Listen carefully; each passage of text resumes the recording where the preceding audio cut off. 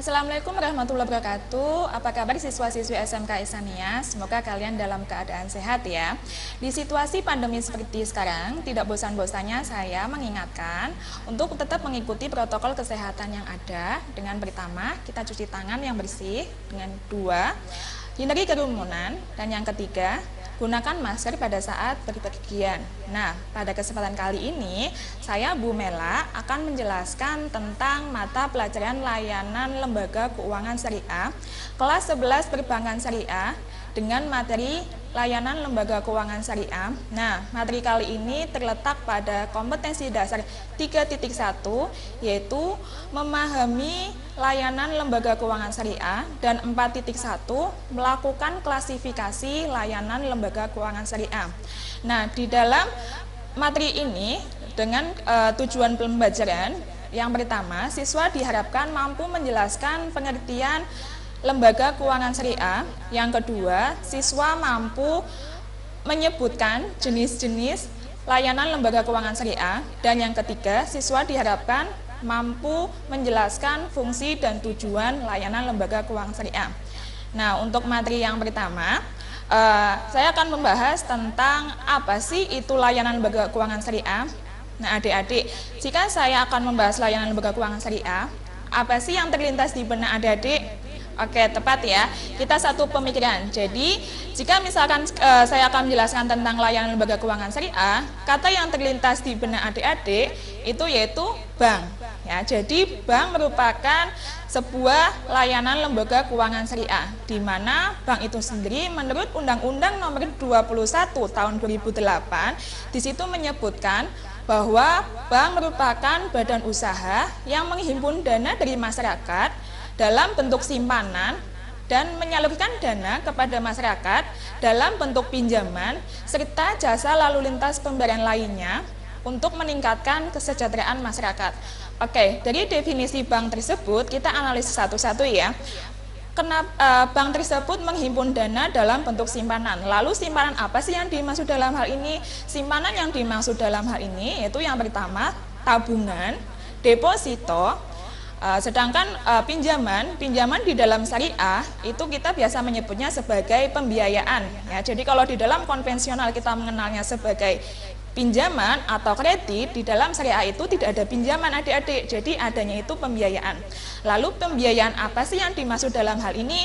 Pembiayaan di dalam prinsip syariah itu terbagi menjadi dua prinsip, ya, prinsip bagi hasil dan prinsip jual beli. Di dalam prinsip bagi hasil kita mengenal sebagai akad musyarakah dan akad mudharabah. Lalu di dalam prinsip jual beli kita mengenal akad murabahah, salam, istisna, serta jasa lalu lintas pembayaran. Di sini jasa lalu lintas yang diberikan oleh bank kepada nasabah yaitu berupa contohnya misalkan pengiriman uang atau kita biasa menyebutnya sebagai transfer. Terus yang kedua, penukaran nilai mata uang asing. Jadi kalau misalkan saudara adik-adik ini ada yang dari luar negeri misalkan pulang ke Indonesia, misalkan dari Malaysia gitu ya, dia bekerja di sana beberapa tahun. Ketika pulang ke Indonesia, dia membawa mata uang asing negara Malaysia. Apa adik-adik? Oke, ringgit ya. Jadi mata uang asing dari Malaysia itu ringgit. Kalau misalkan pulang ke Indonesia, kita kan nggak langsung membeli misalkan bakso gitu ya dengan mata uang asing Malaysia gitu kan. Jadi uang tersebut harus ditukarkan dulu nih. Di mana? Yaitu di bank. Jadi jasa yang diberikan kepada bank bisa di sini yaitu contohnya penukaran nilai mata uang asing. Oke, kita langsung masuk materi ya adik-adik. Jadi, lembaga keuangan dalam Undang-Undang Nomor 14 Tahun 1967, di sini lembaga keuangan diartikan sebagai lembaga atau badan yang di dalam kegiatan sehari-harinya dilakukan melalui bidang keuangan. Yaitu apa? Yaitu menarik dana dari masyarakat dan menyalurkan kembali dana atau uang tersebut kepada masyarakat, serta jasa lalu lintas pembayaran lainnya.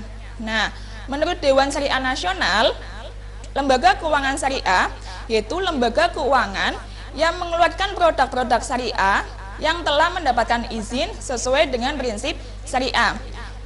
Dari dua kesimpulan tersebut bisa kita ambil kesimpulan bahwa layanan lembaga keuangan syariah yaitu lembaga keuangan yang baik aktivitasnya maupun penghimpunan dana maupun penyaluran dana dalam hal ini memberikan atau mengenakan imbalan atas dasar prinsip syariah yaitu jual beli dan bagi hasil. Oke, untuk materi selanjutnya saya akan menjelaskan tentang materi jenis-jenis lembaga keuangan syariah. Di dalam jenis-jenis lembaga keuangan syariah itu kita terbagi menjadi dua.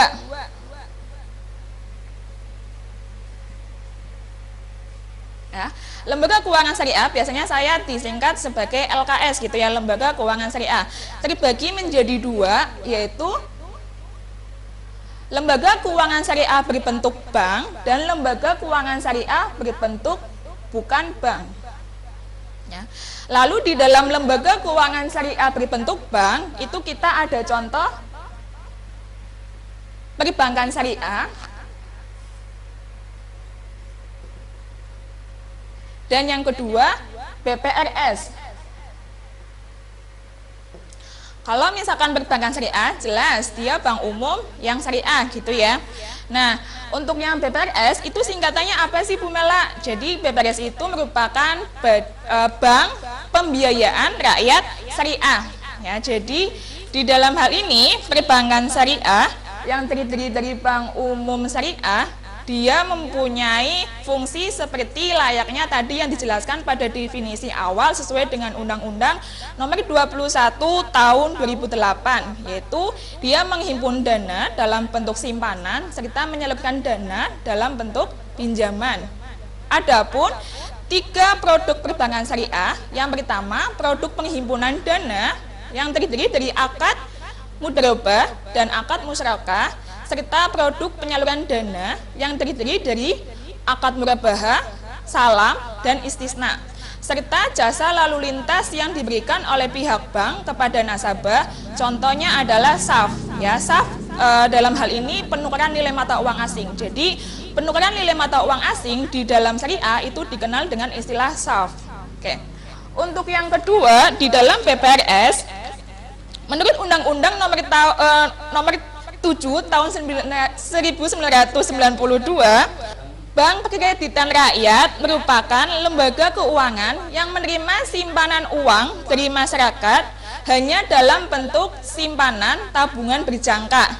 Nah, sesuai dengan Undang-Undang Nomor 21 Tahun 2008, adapun fungsi yang dimiliki oleh Bank Kreditan Rakyat Syariah yaitu yang pertama kegiatan penghimpunan dana dari masyarakat, yang kedua kegiatan penyaluran dana dari masyarakat, serta yang ketiga menempatkan dana pada bank syariah yang lain dalam bentuk titipan.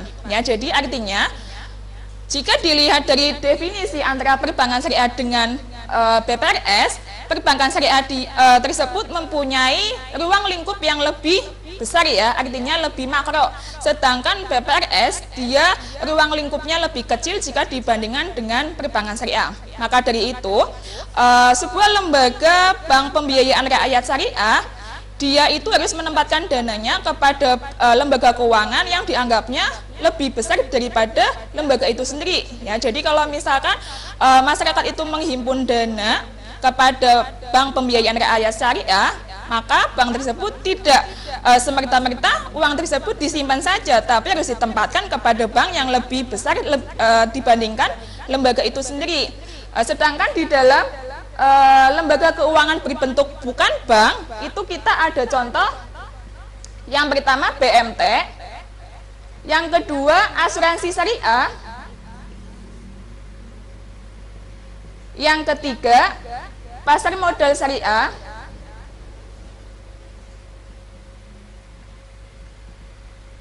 dan yang keempat pegadaian syariah,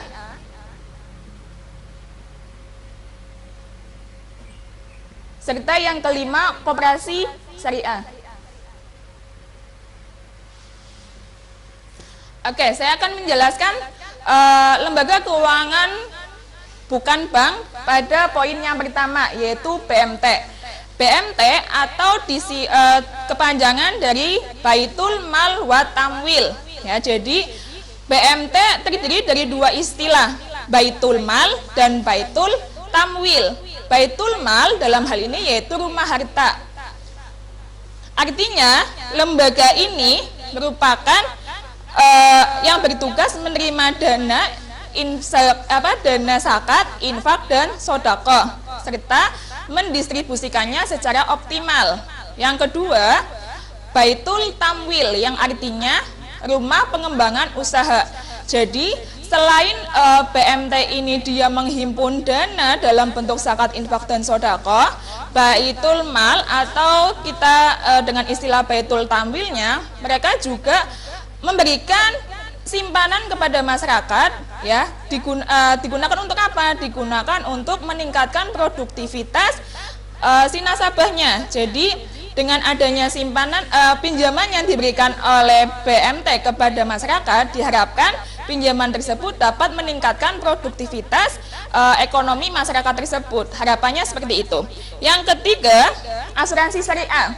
Nah, asuransi syariah dalam hal ini menurut DSN atau Dewan Syariah Nasional, asuransi syariah adalah lembaga usaha saling melindungi atau tolong-menolong di antara sejumlah pihak melalui investasi dalam bentuk aset, dalam bentuk pengembalian ketika menghadapi risiko.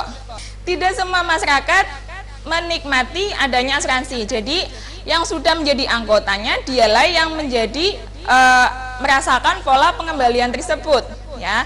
Jadi iuran anggota yang kalian bayarkan itu merupakan di dalam asuransi syariah itu kita mengenal istilah seperti premi, ya. Jadi premi itu adalah iuran atau jadi premi itu adalah iuran anggota yang dibayarkan setiap sebulan sekali, ya. Selain premi, kita mengenal yang namanya klaim, ya. Jadi klaim itu pengembalian kepada kita jika terjadi yang namanya resiko atau hal-hal yang tidak diinginkan. Biasanya adik-adik di dalam asuransi syariah, kalian punya asuransi syariah berbentuk apa? Untuk umum yang di dalam masyarakat, biasanya kita mesti punya yang namanya BPJS, ya. Jadi BPJS itu merupakan lembaga asuransi yang dikemas oleh masyarakat. Kepada siapa? Kepada masyarakat. Dalam hal ini diharapkan masyarakat itu merasa dia itu akan mendapatkan perlindungan dengan adanya BPJS tersebut. Ya, minimal mesti adik-adik pada punya BPJS, ya. Dengan beberapa kelas yang sudah disepakatinya, ya. Biasanya ada kelas 1, kelas 2 dan kelas 3 sesuai dengan iuran yang ditetapkan oleh pemerintah. Nah, yang ketiga ada kita mengenal sebagai pasar modal syariah. Ya, pasar modal syariah menurut Undang-Undang Nomor 8 Tahun 1995 tentang pasar modal diartikan sebagai suatu kegiatan yang berkaitan dengan penawaran umum dan perdagangan. Jadi pasar modal syariah dalam hal ini tuh kumpulan modal. Siapapun perusahaan yang sudah mendaftarkan di pasar modal syariah, maka perusahaan tersebut dinamakan perusahaan go public, ya. Ditandai dengan apa? Coba adik-adik nanti bisa dilihat produk yang ada di sekeliling kalian. Kalau misalnya di belakangnya itu ada TBK, maka perusahaan tersebut dikatakan sebagai perusahaan go public. Artinya perusahaan tersebut sudah mendaftarkan dirinya, ya, kepada pasar modal syariah. Ya, jadi dalam hal ini memberikan kesempatan kepada masyarakat siapa-siapa saja yang akan menanamkan modalnya di perusahaan tersebut. Biasanya ditandai dengan adanya di belakangnya TBK. TBK itu merupakan singkatan dari terbuka. Contoh misalkan kalian coba lihat salah satu produk sampo kalian, mesti di situ ada tulisan PT Unilever TBK. Nah, itu berarti perusahaan Unilever telah mendaftarkan dirinya kepada perusahaan pasar modal untuk memberikan kesempatan masyarakat untuk ikut serta di dalam sahamnya PT Unilever. Nah, di dalam pasar modal syariah biasanya ada yang diperjualbelikan. Pasar modal syariah merupakan pasar bersifat jangka panjang karena yang diperjualbelikan bukan uang tetapi surat berharga. Nah, Dari contoh yang dapat diperjualbelikan di dalam pasar modal itu yang pertama saham syariah ya tentunya. Terus yang kedua obligasi syariah atau biasa disebut di dalam istilah syariah yaitu sukuk. Yang ketiga surat berharga syariah nasional. Yang keempat reksadana syariah. Nah, keempat ini yang nantinya akan diperjualbelikan di dalam pasar modal syariah. Terus yang selanjutnya pegadaian syariah. Gadai dalam hal ini merupakan pinjam meminjam uang dengan menyerahkan barang dengan batas waktu yang disepakatinya antara pihak pegadaian dengan pihak nasabahnya. Biasanya kita mengenal istilah sebagai rahin dan murtahin. Rahin dalam hal ini yaitu orang yang menggadaikannya. Jadi misalkan saya nasabahnya, saya mau menggadaikan sertifikat tanah saya misalkan, berarti saya disebut sebagai rahin. Lalu pihak pegadaiannya atau yang menerima gadai kita biasanya disebut sebagai murtahin atau yang menerima gadai. Biasanya untuk mendapatkan pinjaman di dalam pegadaian tersebut nominalnya harus senilai dengan jumlah agunan yang kalian sertakan.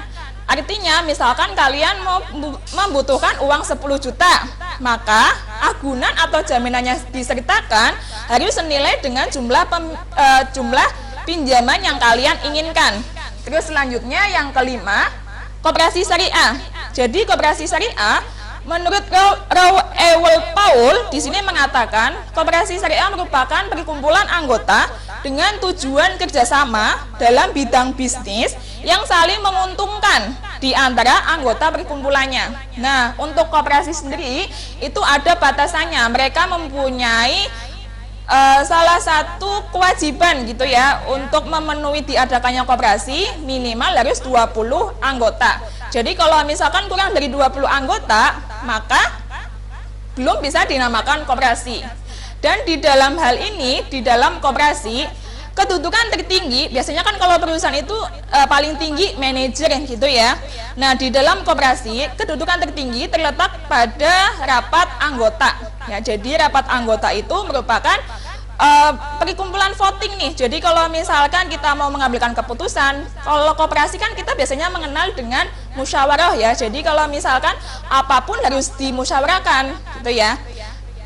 Oke, mungkin itu saja yang bisa Bu Mela sampaikan. Untuk materi selanjutnya yang tujuan dan fungsi layanan lembaga keuangan syariah nanti akan saya sampaikan pada pertemuan selanjutnya. Wassalamualaikum warahmatullahi wabarakatuh.